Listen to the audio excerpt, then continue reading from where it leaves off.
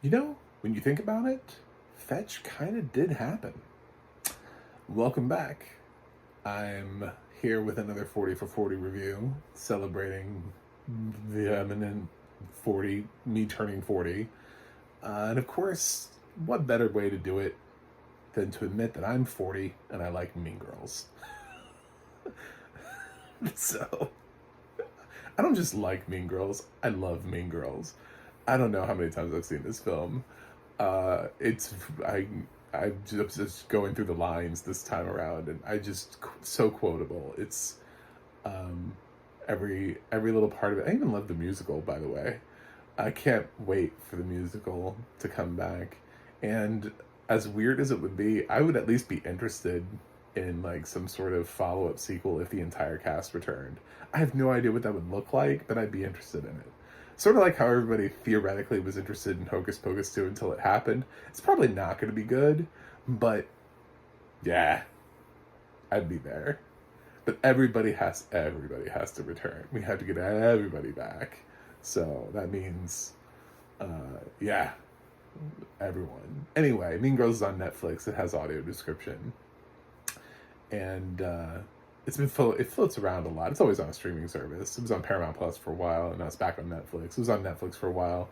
It was in the top 10 when I watched it. It's how awesome this movie is. It's been around for 20 years, and this thing trends in the top 10. Like, it doesn't even matter. Like, all these new movies, Netflix keeps trying to make new movies and put them out there. They don't really need it. They just need Mean Girls. They just need to be the home for Mean Girls. That's all they need. Um, yeah, I know some people probably are gonna roll their eyes and be like, "Oh, Mean Girls." It's listen, it's in a lot of people's favorite. They just don't want to tell you it's in their favorite. Some people are willing to talk about it, and other film buffs are just they try to act like they like highbrow stuff, like A24. But this movie has definitely made them laugh. There's no way. This is probably the best thing that Tina Fey has ever done, ever written, and put together and assembled. So it's definitely the best thing Lindsay Lohan's ever done. And just the cast, the fact that we've assembled all these people together into one film. It's so weird to think of like where Lizzie Kaplan's career is now and where she was in this film. Um, and just everything. I mean, I love Mean Girls. On Wednesdays, we wear pink. You can't sit with us. Just, yeah, it's, he's almost too gay to function.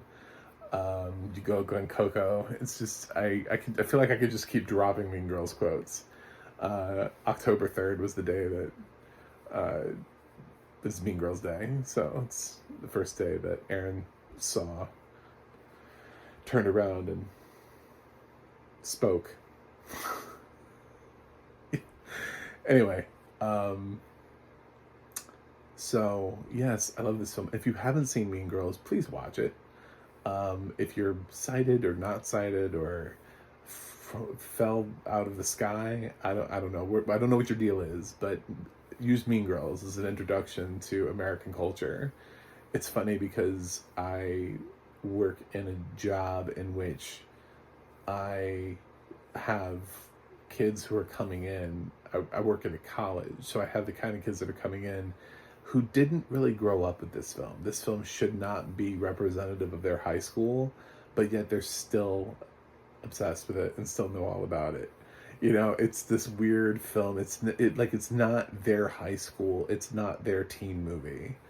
Um, it it would be like me obsessed with, I don't know, one of the early 1980s teen movies instead of something that came out when I was a teenager that actually mirrored my high school experience somewhat, attempted to, like American Pie or something. So um it stood the test of time, and it's rare for a teen movie to do that.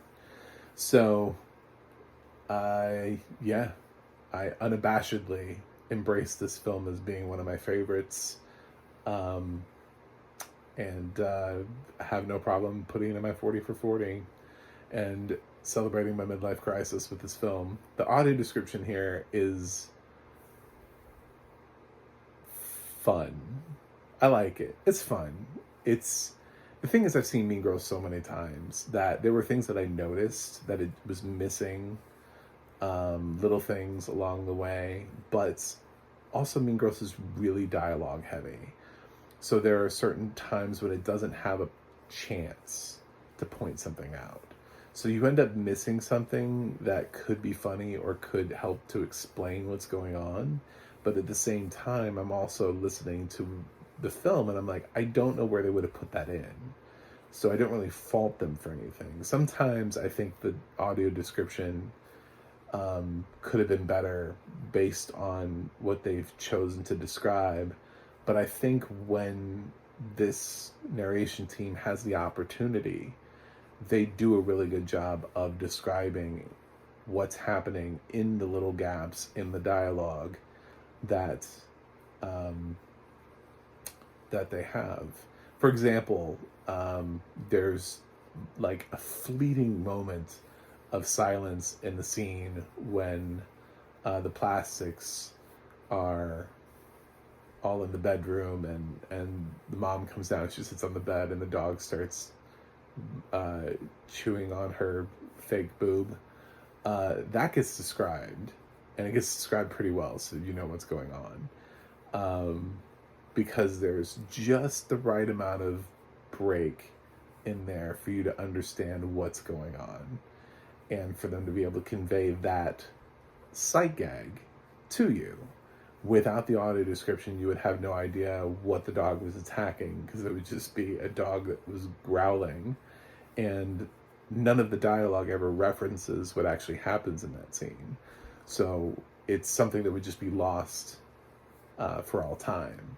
However, there are some other scenes like when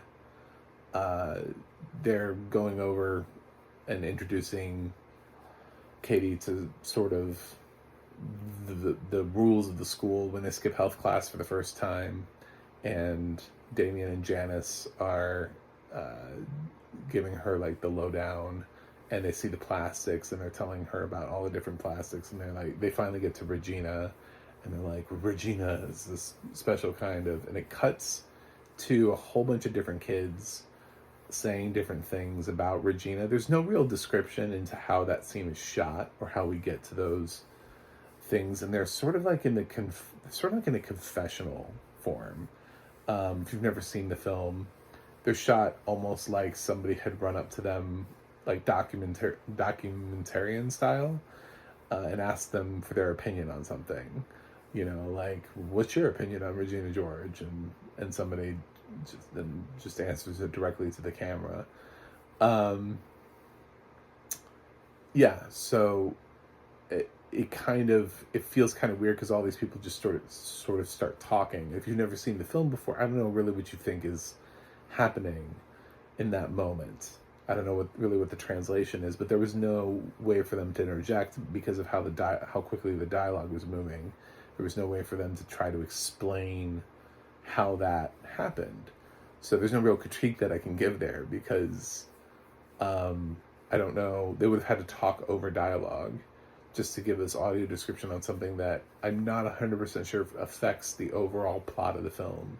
If it was something that was absolutely necessary for you to know, like the death of a major character or something in a film, then I think you have to throw it in no matter what, even if it's on top of dialogue. If it's something that affects the grand plot of everything, like the whole movie revolves around this moment, even if there's a speech going on, somehow we have to get like that knowledge. And that happens every once in a while in a film where there is something that's happening and we have to know what that thing is, otherwise the rest of the movie doesn't make sense. But this is not that.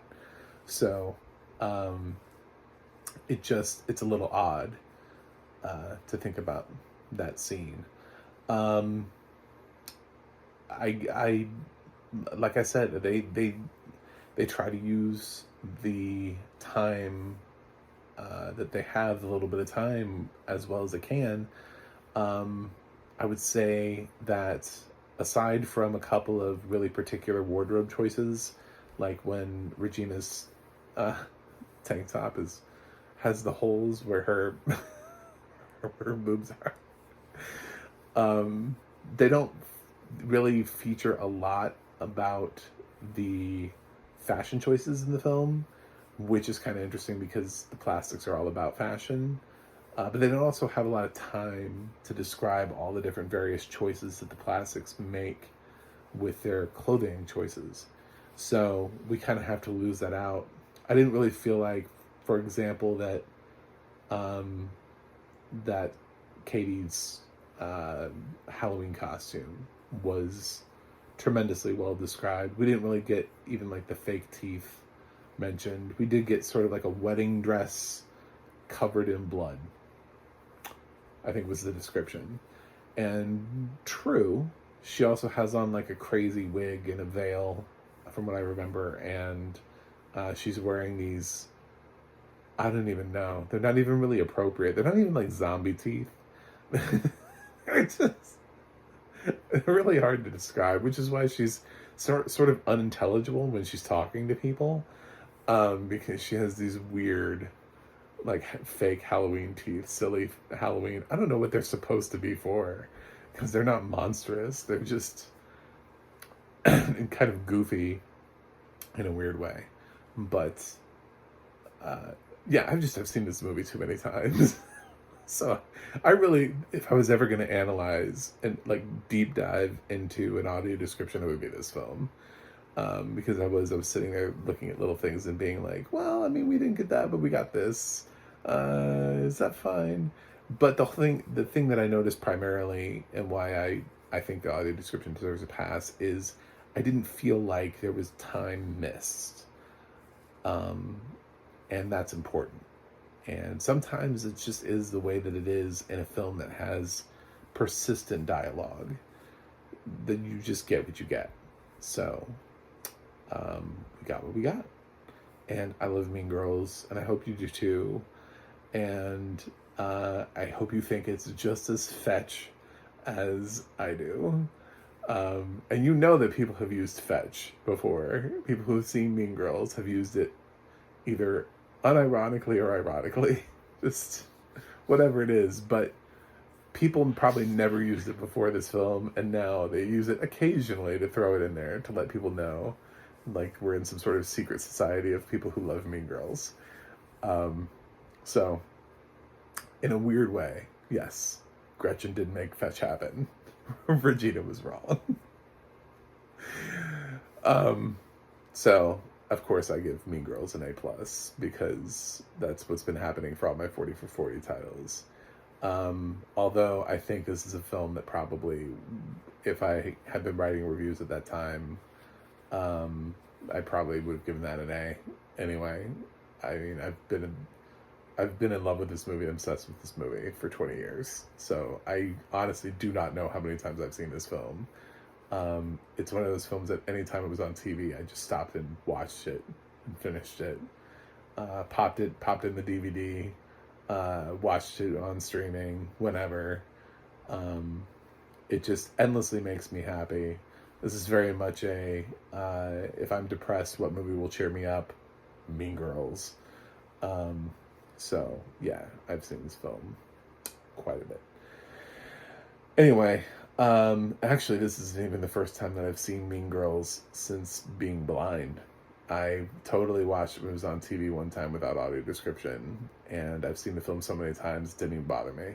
It's one of those films, there are a couple films, probably I would say at least 5 films that I have memorized. And as the film plays out, I remember all the visuals, pretty much all the visuals, not 80 to 90% of the visuals in the film. Just come back to me, like the shots and everything, and like how somebody's looking and what they're wearing. I can pretty much remember everything in the film.